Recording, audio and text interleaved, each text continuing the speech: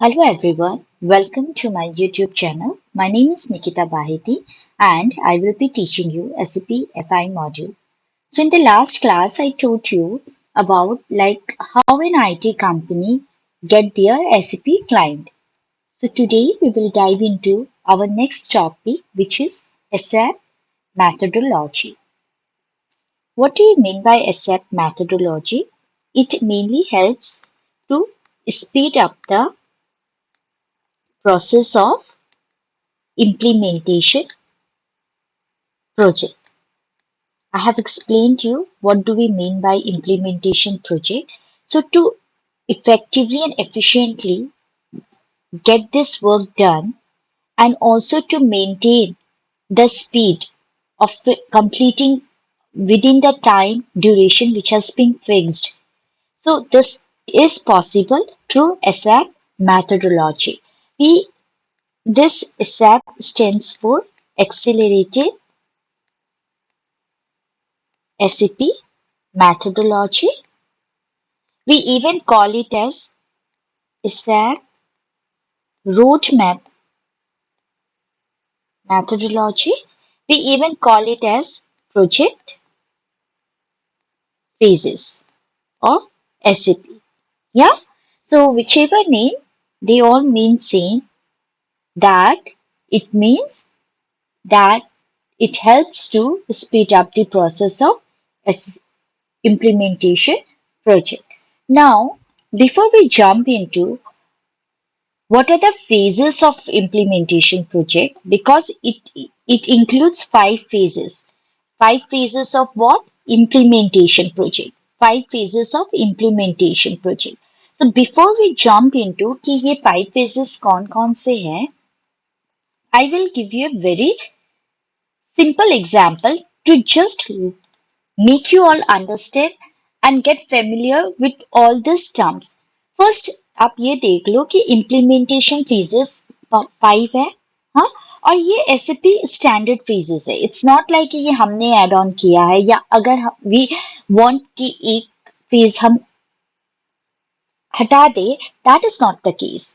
SAP ने standard 5 phases हमें दिया है and everywhere whenever we go for any implementation project, we have to follow this 5 phases. Yeah. So this 5 phases includes like project preparation. The first one is project preparation. The second is business blueprint,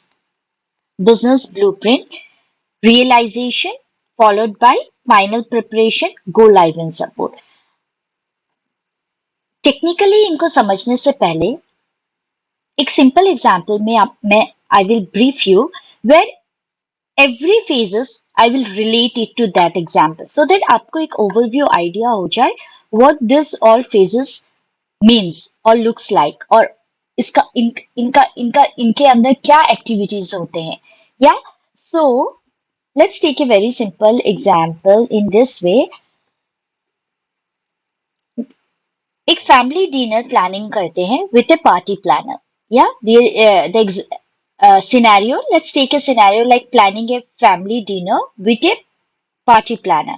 So now here the consultant कौन होगा? Who will be the consultant? कौन करके दे रहा है हमें? The party planner, right? The party planner. And client कौन है? The family member.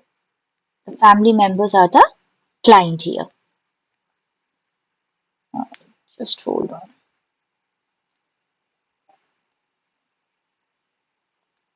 So here the client is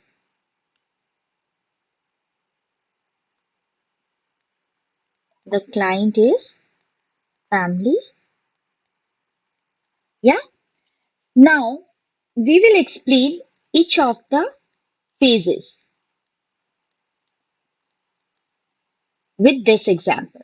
So the first is project preparation. Yeah. इसमें क्या होगा दोनों टीम मिलेंगे and they will decide कि क्या डिनर का गोल है as they say they are planning to celebrate someone's birthday. Yeah. So they will decide the dinner goal and they have to target to host 50 guests so that they get a very good experience, सब guest बहुत खुश रहे, है ना? सो इसमें क्या होगा, पहली चीज में where they have decided to target 50 guest and celebrate a birthday party and also decide about the dinner goals. ठीक है, तो इसमें प्रोजेक्ट जो कंसल्टेंट है, इस केस में party planner, they will understand the event goal and form the plan accordingly. And client क्या करेगा, we have to provide the goal, right? We have to tell them कि हम इस तरीके से अपना डिनर चाहते हैं. So we will tell them our goal and objectives, and they will take consider those goals and objectives and will plan an a a obj- way to meet those goals and objectives. So this is the first phase of projects preparation. Now coming to the second phase, इसमें क्या होगा, जो party planner है ना, they the party planner will meet the family, वो family से मिलेंगे, and will understand and know the preferences कि फेवरेट फूड क्या है, थीम कैसा चाहते हैं हम, फैमिली थीम कैसा चाहती है, क्या क्या एक्टिविटीज फैमिली चाहती है कि वो करवाए, है ना? एंड इवन अगर किड्स भी, बिकॉज इफ 50 गेस्ट है तो उसमें सब एज ग्रुप्स के लोग होंगे, तो किड्स से रिलेटेड कुछ ऐसे किड फ्रेंडली मेन्यू डिसाइड करेंगे, है ना? एंड इवन जो एल्डरली पीपल होंगे उनके लिए क्वाइट एरिया भी चाहिए where they can peacefully they can talk to each other, they can relax, they can enjoy, right? So ये चीज सब सेकेंड फेज में डिसाइड किया जाएगा. तो knowing about the family preferences and documenting it is nothing but business blueprint. या इसमें क्या करेंगे, after knowing the preferences party planner क्या करेगा, सब डॉक्यूमेंट फॉर्म में जो भी रिक्वायरमेंट है, नीड्स है, वो सब प्लान आउट कर लेंगे. एंड हमारा रोल क्या होता है, we will share the details and preferences when they will ask कि क्या क्या प्रेफरेंसेस है, क्या क्या चॉइसेस है फूड्स के, किड्स के लिए क्या बनाना चाहिए हमें, थीम आप कैसा चाहते हो, एक्टिविटीज कैसा चाहते हो, then definitely we have to share those, right? We will share those preferences, and after this being documented by the party planner, we will also review it once कि सब कुछ परफेक्ट है या नहीं है. Now come the third phase. इसमें क्या होगा? Now the party planner had got an idea. Now he or she and the team will try to arrange all the catering, all the decoration and all the entertainments related requirements. वो arrangement इन लोग करेंगे. And we family member, we are हमारी responsibility क्या होगी? We will review those arrangement. We will even जो भी food items बने होंगे, we will try those, we will taste those, कि जो भी menu samples है हम एक बार before serving it to the guest, we will try, the family members we will try to taste it कि सब कुछ perfect है या नहीं, और जो भी decoration themes है वो एकदम correct है या नहीं. तो इससे क्या होगा, थर्ड फेज में क्या करेंगे, third phase is realization phase. So in this realization phase, where the party planner will arrange the catering, decorations and entertainment, so इनका इस फेज में क्या काम होगा, they will arrange the vendor, right? And set up the event set up करेंगे. And हम क्या करेंगे, we will review and approve the arrangement. Definitely before event start हो, we should be assured कि सब कुछ perfect है या नहीं है, right? So ये third phase हो गया. Now fourth phase में क्या होगा, both the team, the party planner and the family team, we will walk through the venue कि जहाँ पे ये इवेंट हम ऑर्गेनाइज कर रहे हैं, हम वहां पे वेन्यू में जाके देखेंगे, इंश्योर करेंगे कि सब कुछ परफेक्टली प्लेस्ड है या नहीं है, सीटिंग अरेंजमेंट प्रॉपर है या नहीं, एंटरटेनमेंट सेटअप प्रॉपरली सेट हुआ है या नहीं, है ना?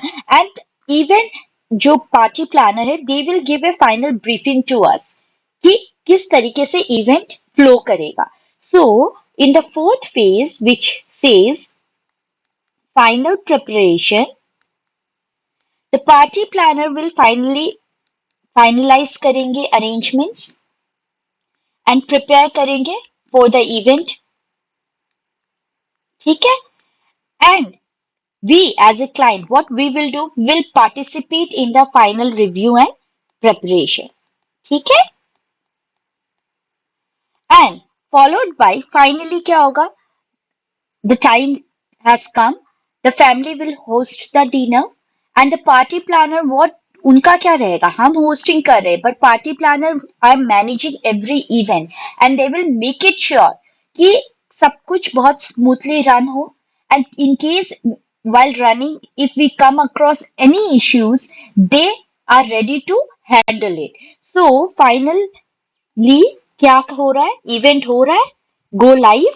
एंड इन केस इवेंट होते कुछ अगर इश्यूज आते हैं, so they will handle it so that everything runs smoothly.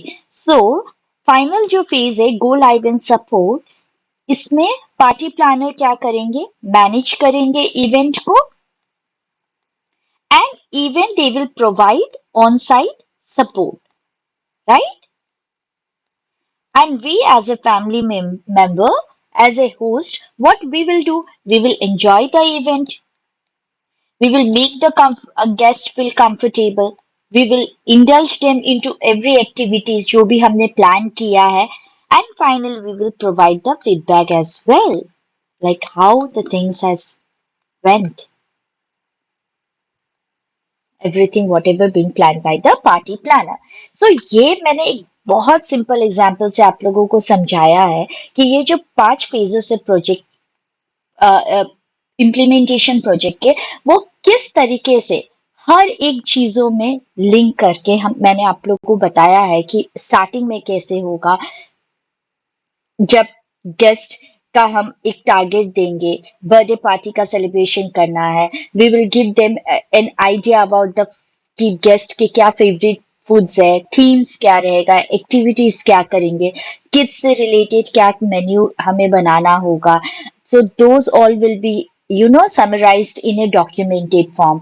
Now the party planner will do the arrangement of the catering, decoration, entertainment, right? And जो भी फूड मेन्यू prepared हो किए जाएंगे, we will taste it. The family member will review it before the final thumbs up. So all this takes place in the realization phase, and then the board team will what would they will do, they will walk through the venue, we will ensure it that everything is in the place, seating arrangement, all the entertainment setup. So this is the final preparation, and finally the family will host the dinner and the party planner will manage the event, ensuring that everything runs smoothly. In case if any issues come across, they will handle those issues so that कि किसी को problem ना हो. So this is the final phase which is go live and support phase. So I'm very much sure that you got a overall idea how implementation project phases works.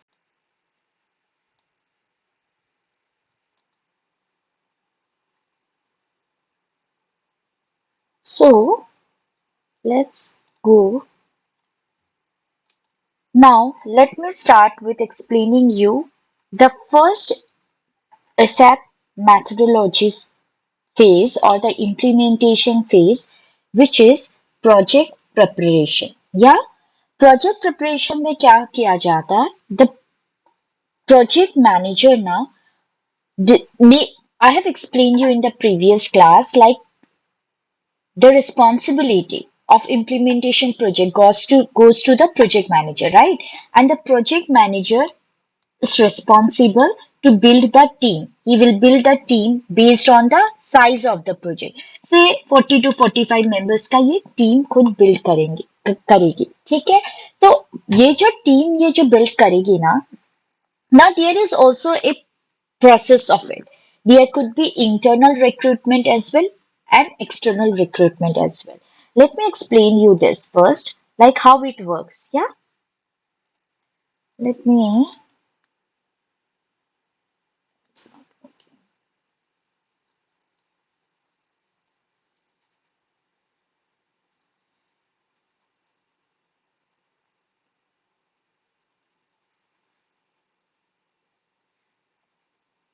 So,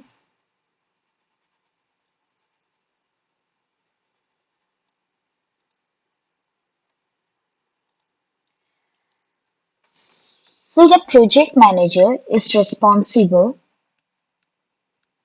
कि वो खुद अपना team बनाए से 40 to 45 members का वो team बनाएगा ठीक है अब ये जो team he builds it can be from internal recruitment as well and also it could be from external recruitment now what is internal recruitment internal recruitment क्या होता है ना जब हम अपने existing organization से अपने जो भी रिक्वायरमेंट है कैंडिडेट्स को सेलेक्ट करते हैं from our own workforce internally ठीक है और जनरली ये जो वर्कफोर्स होता है ना they are termed as free pool ठीक है what do we mean by free pool का मतलब ये होता है ना कि एक it is a collection of resources what do we mean by free pool कि जब रिसोर्सेस का यूटिलाइजेशन नहीं है फॉर ए टाइमिंग से अगर हम कोई प्रोजेक्ट में काम कर रहे हो एबीसी प्रोजेक्ट में हम काम कर रहे हो ठीक है एबीसी प्रोजेक्ट में से 100 to 200 एम्प्लॉयज थे ठीक है ये प्रोजेक्ट सपोर्ट प्रोजेक्ट से for example it was a support project तो सपोर्ट प्रोजेक्ट क्या होता है एक पर्टिकुलर टाइम ड्यूरेशन तक के लिए होता है से इट वाज फॉर 5 years ठीक है 5 years तक कैप जेमिनी ने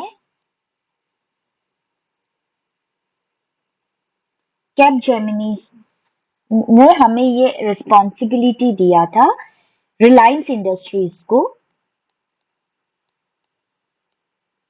Reliance Industries are getting 5 years of support project from Capgemini ठीक है तो कितना है कितने एम्प्लॉयज थे 100 to 200 एम्प्लॉयज थे से फॉर एग्जाम्पल ठीक है अब क्या हुआ ना अब project expire हो गया था 5 years has been completed and now there is a new renew of the project support project का renewal होने का समय आ गया now after the renew क्या हुआ ना ये जो प्रोजेक्ट है ये कैप जेमिनी से हटके किसी और आईटी कंपनीज के हाथ चला गया ठीक है तो अब जब ये किसी और के पास चला गया तो ये जो एम्प्लॉयज थे डेफिनेटली इनको भी तो कहीं तो हमें यूज करना होगा ना तो ये फॉर द टाइम बिंग अगर से फॉर एग्जांपल वैसे तो जो बड़े बड़े ऑर्गेनाइजेशन है उसमें बहुत सारे प्रोजेक्ट्स चलते रहते हैं तो उन सब प्रोजेक्ट्स में डेफिनेटली इनको यूज किया जाएगा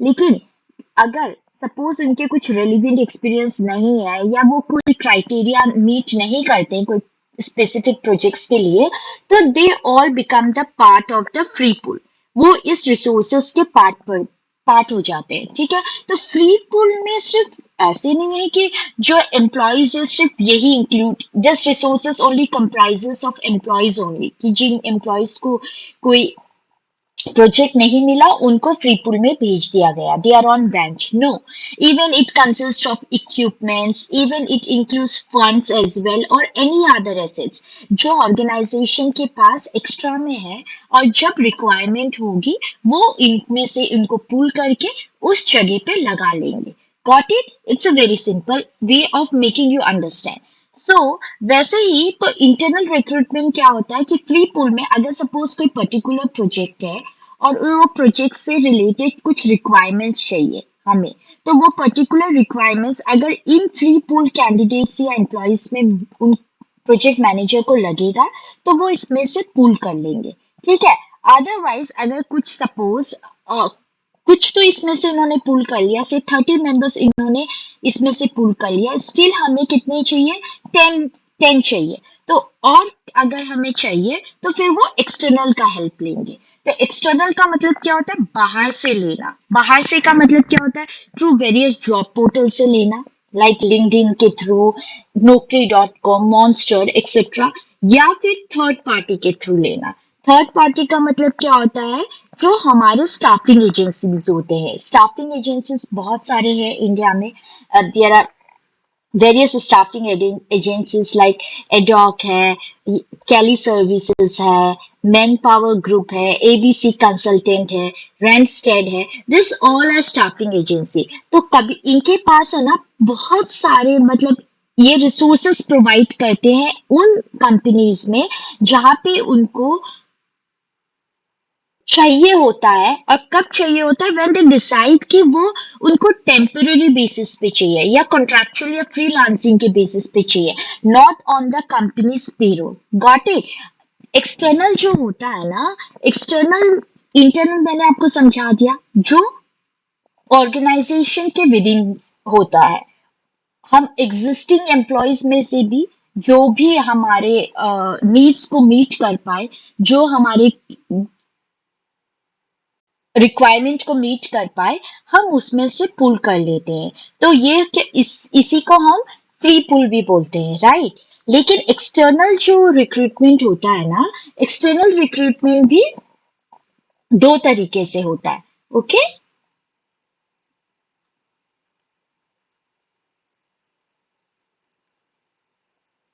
and yes, before external recruitment मुझे आपको और एक चीज बताना है, just for your knowledge, is not that it is something related to you know the course, but ऐसा भी है कि you should be aware that before going to into working into any organisation you should know how the things work, right? So एक चीज और है कि ये जो फ्री पूल के एम्प्लॉयज होते हैं ना, वे जब अगर हमें इनमें से कुछ एम्प्लॉयज चाहिए ना, then project manager can demand कि you have to be into our project. No, it's their choice whether they choose to be in that project or not. Sometimes the employees के भी खुद के कुछ demands होते हैं, constraints होते हैं कि they want into some particular location.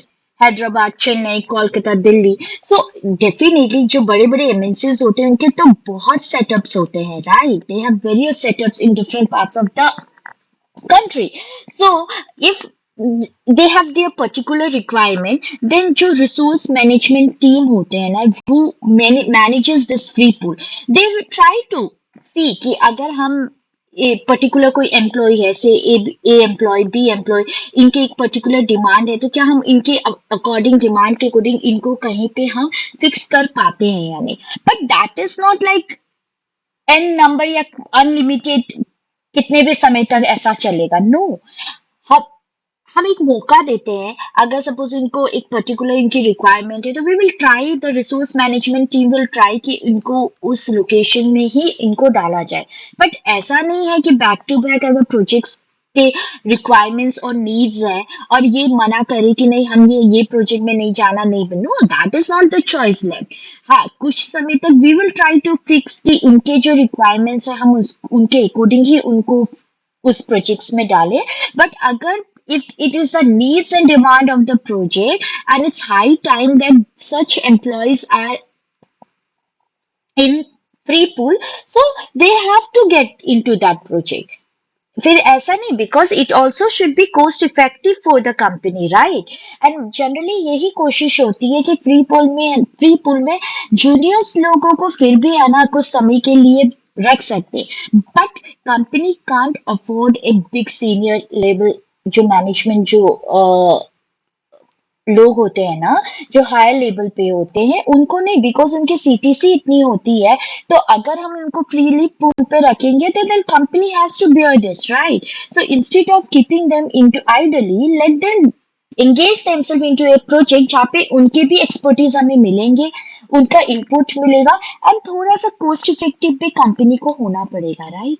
उनके लिए भी होना पड़ेगा। So this what I meant to say. And now this was the internal recruitment, as I said. But there is also a way where the project manager can build his own team, and which is through external recruitment. Yeah. So what is this external recruitment? अब external recruitment में भी दो तरीका होता है, ठीक है? External मतलब कुछ भी आप समझ लो, like naukri.com या Indeed या any other job portal site बाहर से। अब इसमें भी दो है। व्हाट? एक होता है परमानेंट रिक्रूटमेंट और एक होता है थर्ड पार्टी रिक्रूटमेंट, ठीक है? परमानेंट रिक्रूटमेंट का मतलब क्या है कि जब कंपनी खुद अपने पैरोल पे रखेगी, जो एम्प्लॉयर है ना वो खुद अपने पेरोल पे जब किसी एम्प्लॉय को रखती है जिससे कि उसको कंपनी के फुल टाइम बेनिफिट्स जो भी है फुल बेनिफिट्स भी मिलेंगे, जॉब सिक्योरिटी भी मिलेगा, राइट, एंड जो भी पर्क्स एंड इंसेंटिव्स है वो भी मिलेगा। तो जब वो कंपनी के पेरोल पे रहते हैं ना फुल टाइम, तो वो होता है हमारा permanent recruitment. Got it. And third party का रिक्रूटमेंट क्या होता है कि सपोज फॉर एग्जांपल कि हमें 40 to 45 मेंबर्स का टीम बनाना था, ठीक है। हमने सपोज 40 तो हमने फ्री पूल से ले लिया और 5 हमें और चाहिए। तो 5 हम एम्प्लॉयर को लगता है कि why to hire permanent employees, why can't we hire from third party. इससे हमारा इससे क्या होगा, एक तो हमें इन्हें फुल टाइम बेनिफिट भी नहीं देना होगा और एक कंपनी के पेरोल पे भी नहीं रहेंगे, right. So they pull the resources from staffing agency. There are various staffing agency as I told you, like Randstad, Adecco, Kelly services, man power, ABC consultant. तो हम किसी एक पार्टी को हम ये appoint, we will give them this work कि हमें ये रिक्वायरमेंट है हमारी और हमें ऐसे कैंडिडेट्स चाहिए। तो ये जो थर्ड पार्टी है ना, देन से फॉर एग्जांपल एबीसी कंसल्टेंट ही ले लो, तो ये हमें वो 5 एम्प्लॉयज विद जो भी हमने जॉब डिस्क्रिप्शन दिया था और उसके अकॉर्डिंग इनके स्किल्स है, तो वो हमें ये 5 लोग हमें दे देंगे। तो ये 5 लोग है ना इस कंपनी के पेरोल पे नहीं रहेंगे, इस एम्प्लॉयर के पेरोल पे नहीं काम करेंगे, whereas they will be working on the payroll of this third party and definitely whatever is being paid to him इसमें से कुछ half cut इनको भी मिलता है। So definitely if they are providing the resources then they will be getting some commissions or a good amount of money, right? And he or she will be working on the payroll of this third party. So this what I meant to explain you कि while building the project, while building a team by the project manager, what it takes, it could be like various ways of recruitment, ठीक है, based on their skills and expertise. And then we also decide in the project preparation itself कि एक thorough project planning किया जाता है कि हम क्या क्या स्टेप्स लेंगे, क्या क्या क्रूशियल स्टेप्स रहेगा और क्या गोल्स है, क्या ऑब्जेक्टिव्स है और उस गोल्स एंड ऑब्जेक्टिव्स को हमें कैसे मीट करना है। This all takes place and this become the part of the kick off meeting. What is kick off meeting? See, ये बहुत इंपॉर्टेंट चीज है for any SAP implementation. We can say it is an official kickoff meeting is nothing but an official start of the project. ठीक है, ये एक official start है किसी भी प्रोजेक्ट का। इसमें क्या करते हैं, इसमें प्रोजेक्ट का इंट्रोडक्शन किया जाता है कि किस टाइप का प्रोजेक्ट है, उस प्रोजेक्ट्स के क्या स्कोप है, क्या ऑब्जेक्टिव्स है, हम क्लाइंट हमसे क्या चाहती है, क्या आउटकम्स चाहती है। प्लस इसी में क्या होता है, टीम के इंट्रोडक्शंस होते हैं। अब ये जो 40 to 45 मेंबर्स है, ये थोड़ी एक दूसरे को जानती होंगी। And this team will be from various modules, F I, S D, M M, कुछ एक्सटर्नल रिक्रूटमेंट है, तो इनको भी तो एक दूसरे को जानना पड़ेगा ना, to make the work seamlessly done, so that एक कम्युनिकेशंस प्रॉपर हो थ्रू आउट द प्रोजेक्ट। तो ये जो इंट्रोडक्शंस जो होते किया जाता है ना, ये भी इसी किक ऑफ मीटिंग में करते हैं। एंड हर टीम्स के को एक अपनी अपनी जो रोल है, जो रिस्पॉन्सिबिलिटीज है, उनको बताया जाता है कि आपको इस तरीके से ये आपका रोल रहेगा, you have to handle this part of the project, right. And even the timeline of the project, कि टाइमलाइन क्या है हमारे प्रोजेक्ट का, और हर प्रोजेक्ट को हमें हर फेजेस में जो कंप्लीट करना है, वो फेजेस कितने कितने टाइम ड्यूरेशन के अंदर हमें कंप्लीट करना होगा। And in case what are all the potential risk जो ड्यूरिंग द प्रोजेक्ट इम्प्लीमेंटेशन, क्या क्या पोटेंशियल रिस्क है which we can come across and how to handle and manage those risks. This all entire thing is been discussed in this kickoff meeting. So this is the first phase of implementation project, which is project preparation. And there are remaining the four phases. I will explain you in the next class. For today, I will end my class here itself. So thank you and have a nice day.